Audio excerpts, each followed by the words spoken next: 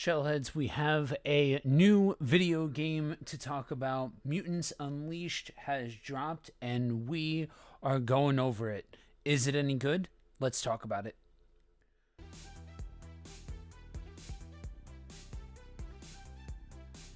Well, Shellheads, we have the newest entry into the canon of the Mutant Mayhem universe of the Turtles.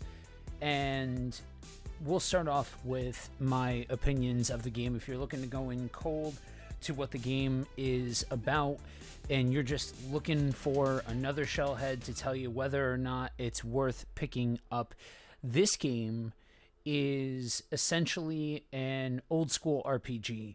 It is honestly far more dynamic than I really thought it was going to be. It's set in the same world. It holds true to the same tone and vibe that pretty much everything has had thus far, and really does a lot to expand on the world that's already been presented. So if you're into what has been presented thus far, this is going to be right up your alley. There are tons of puzzles for you to do. There are different side quests to go along with the main story. And honestly, this game is longer than I thought it was going to be. For being a tie-in game to an overarching franchise with different aspects to it, this is a surprisingly ambitious brawler with some surprisingly deep themes that it hits on. I have to say, as the game progressed, the biggest comparison that I could draw was that this feels reminiscent of a PS2 era TMNT game.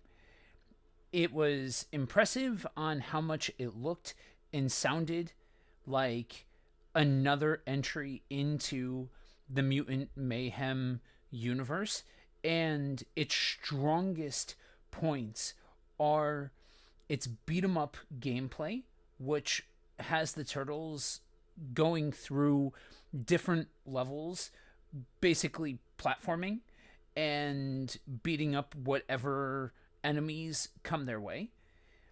And it gives each turtle its own skill tree and unique weapons, combos, skills, things like that. They do a good job of continuing to make each turtle feel unique in their own way. That being said, it definitely is a platformer. It definitely is a throwback to an older era of gaming that is not as pristine, that is not as polished. It is definitely rough around the edges in a lot of ways. Like I said, its largest attributes, its strongest points lie in the plot and lie in its style. I will say this game has a surprising amount of heart. It definitely takes the time to flush out each turtle's unique persona and gives more room for character development for each one of the turtles. There's a lot of side stories that delve deeper into the individual aspects of the story that help to raise up the entirety of the story as a whole. All in all, does this game revolutionize gaming? No. Does it reinvent the wheel? No. But what it does well. It does it with a lot of ambition, it does it with a lot of effort, and it does it with a lot of heart. It is a solid Turtles based RPG with a compelling story and pretty decent graphics and all around style in line with everything else that has been presented within this universe. I have to say, again, bravo to the folks that are making these things, because they have tried very hard to make everything that's being presented in this world cohesive. So, overall, I would give it a strong 7 out of 10, and would definitely recommend that if that's your style of game, definitely pick it up. Now, if you are one of those folks that I mentioned at the very beginning, Shellheads, you're looking to go into this completely and totally blind, then now is the point where you'd want to go ahead and click off, go pick up the game, play it, come back. Now, we are going to jump into spoilers going forward. This game is set not long after the Turtles defeat Superfly and are accepted into society as heroes and normal teenagers. Now, actions have consequences. If you saw Mutant Mayhem, you saw that big climactic scene and everything that took place from it. Now, this game is essentially following the aftermath of that, where many mutants, dubbed Mubies, start to immigrate into New York City, leading to many community centers opening shelters to begin coexistence between humans and mutants. Like I said, there are surprisingly adult themes under the surface of this game, and I am absolutely here for it, considering, like I talked about in the review of the first season of the TV show, this doesn't have to go as hard as it does and take the time to really flush out the consequences of the actions that we see take place. Now, suddenly, all of the Mubies start to act aggressively, and this leads to a citywide curfew canceling school. Bebop and Rocksteady start to act aggressively themselves, and the Turtles defeat them and discover that they've become aggressive due to drinking water, which they believe is contaminated with an unknown pheromone, but only harmful to mutants. If you remember in the movie, they teed up this idea of humanity accepting or rejecting mutants, people different than themselves, creatures different than themselves. And this again starts to question, how is humanity going to react when these new mutants of unknown origin suddenly start to appear in the city and didn't share the same ideals of coexistence as the Turtles and the Mutanimals? One thing that I forgot to mention in the first part is there's a lot of continuity in the voice cast. Now, it's going to be hard when you have somebody like John Cena and somebody like Jackie Chan voicing major characters to get them in for a video game. And so both of them have been replaced with new voice actors, but otherwise there is largely the same voice cast going forward, which largely helps to cement that this is all the same world. So, like I said, the game picks up pretty quickly after Mutant Mayhem when hundreds of new mutants come to New York. The city has no choice but to set up shelters for the new mutants, And the Turtles even organize a pizza drive using unsold pies from across the city. Now, to differentiate the new mutants from the originals, they get the name Mubies, which, of course, comes from Mikey. Now, it seems like we are set up for more peaceful coexistence until one day Splinter is attacked by some of the Mubies, and the city soon realizes vandalism and riots are starting to break out across the city. Assuming these mutants were hungry, they set up food banks across the city. But the situation gets quickly out of control, and the Turtles, with the help of Bebop and Rocksteady, are forced to fight them to rescue April from an angry mob. Now, back at the lair, Bebop and Rocksteady convince the Turtles to join them in a march to City Hall to demonstrate that the mutants are peaceful.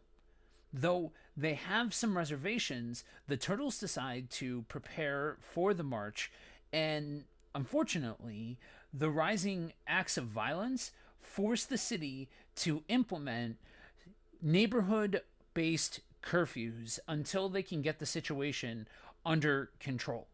Now, the curfews are mean that the school has to be closed until further notice.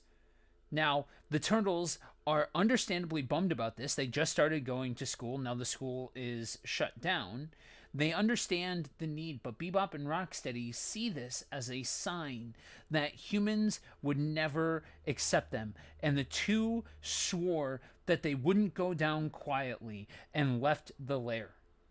Now, I remember in the Mutant Mayhem review from a couple of years ago that I asked the question, where do you go from here? Because Bebop and Rocksteady are obviously historically villains. Now, their story is a bit more dynamic in the comics, but by and large, you're talking about two characters that are historically villainous very quickly put on the side of the heroes. And so would we see them as anti-heroes? Would we see them as rough around the edge sort of heroes reluctantly? Something along those lines.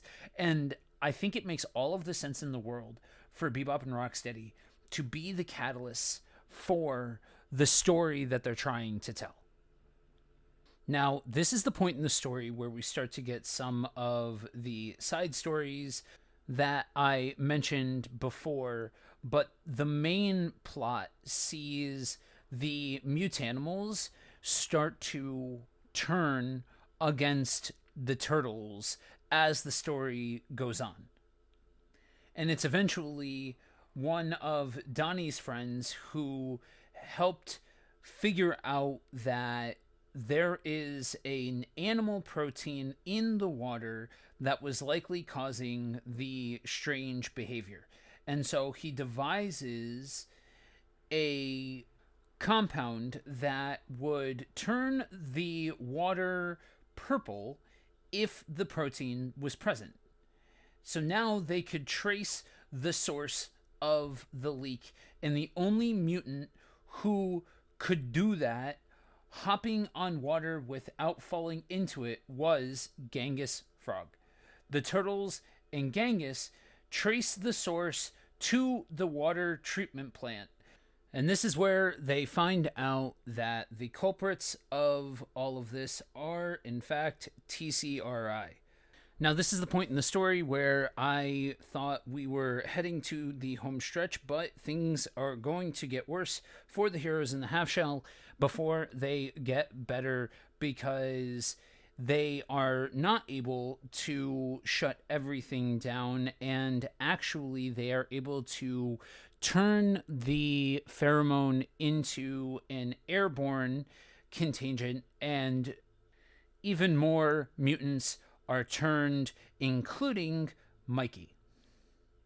In trying to develop a cure, the turtle's friend Sal's lab explodes and ending up contaminating Wingnut with a more unstable pheromone, causing her to kidnap Splinter, Bebop, Mondo Gecko, and Ray Fillet. After freeing them, Sal resumes researching for a cure, which the turtles use to cure Wingnut and end up having to fight Mikey and confront the mutant chameleon, who's helping orchestrate this entire thing, and discover that TCRI has outfitted the Mubies with mind control collars that are being controlled by blimps that are flying over the city, intending to destroy the city. With the help of their friends, the Turtles expose TCRI's plan by disabling the blimps that are transmitting to the devices before intending to destroy the building that's producing the pheromone. However, concerned for any Mubies that may be close by, that they wouldn't survive, Cammy enters the building just as it explodes, resulting in her becoming completely feral. She then goes on a rampage before the turtles have to defeat her, resulting in her falling from a massive height and into the East River. But her body is never found. Soon after the curfew has been lifted, the day has been saved, and the purified Mubies begin doing community service to clean up for the acts that they have done. We close out with a shot of the turtles admiring a new mural, including Cammy, who managed to survive. So, like I said, this story is definitely more in depth than I necessarily thought it was going to be. I think they do a very good job of creating something that isn't just a cash grab or an excuse to spend more money on the franchise. I have to say that this is a quality entry into the Turtleverse and a good time for what it is. So, Shellheads, what I want you to do is chime in below. Let me know, which character did you enjoy playing as the most? Is this a game that you enjoyed? Plan on picking up all of that. What I want you to do is like, share, and subscribe so that way you do not miss any of the great content that we have coming soon. Until next time, Cowabunga, Shellheads.